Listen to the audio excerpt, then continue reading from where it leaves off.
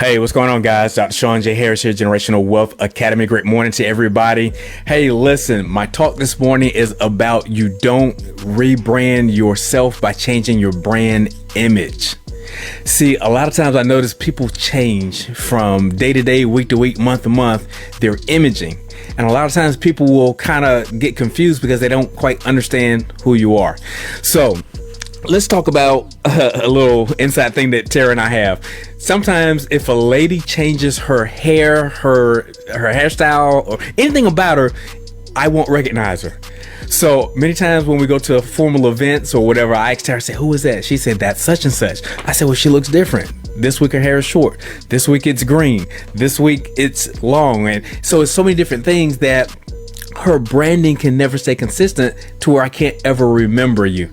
So let's think about some of the big companies that's been around for ages who've never changed their brand imaging. The Golden Arches, McDonald's. That brand has not changed since you were a kid.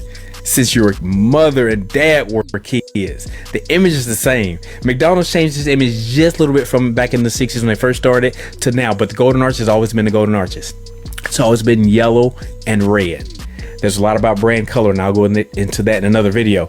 Let's talk about Delta. Delta Airline home is here in Atlanta. Delta has never changed. There's a sign right downtown. I think it's on Trinity Street, right off Trinity in downtown Atlanta, close to the Capitol. The Delta sign. That Delta sign has not changed since I can remember. I remember being 5 years old, passing that sign, going to my grandmother's house, and the sign is still the same. It has never changed. Location, the design, it's still the same. Let's look at big companies like Chase Bank in New York. They have never changed the image. It's just the basic word Chase. It's very simple, but it's common. You never forget it. Microsoft has never changed their image. You know, the little squares with the 4 different colors. They never change.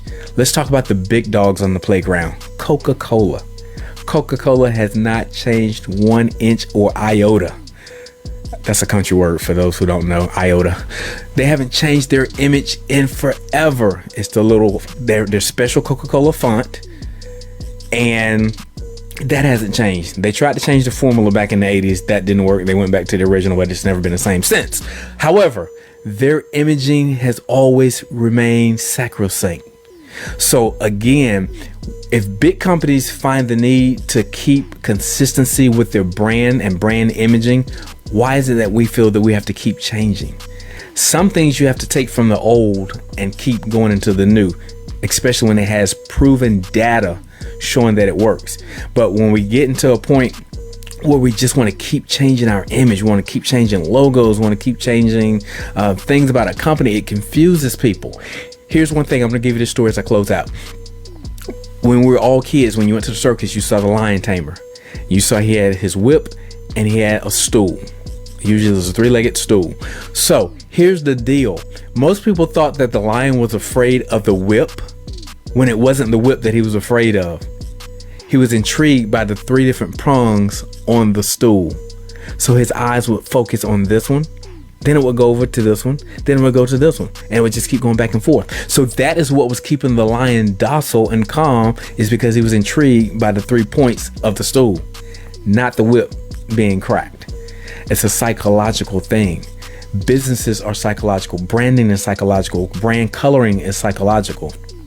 So that's why it's important to stay with what works and not be so much into, I want to be different, I want to try something innovative, which of course you want to grow your business in such a way, in such a manner, but branding is what's always important. I was just listening to an interview by Pinky Cole, the founder and CEO of Slutty Vegan, and she talks about all the time, it's about branding. It's not necessarily her food. She will tell you that it's not about her food that really gets people. It's the experience that you get when you go to a Slutty Vegan. The way they all cheer for you when you come in the door. When it's your first time buying a burger, it's a ritual that they go through. See, so her brand name, Pinky Cole and Slutty Vegan, Bar Vegan, all of those are the brandings, which now she can take that and transfer it over to other things. She can take that over and transfer it into a clothing line. She can take that and transfer it over into selling toothpicks if she wanted to. So it's the brand that matters, not necessarily the product.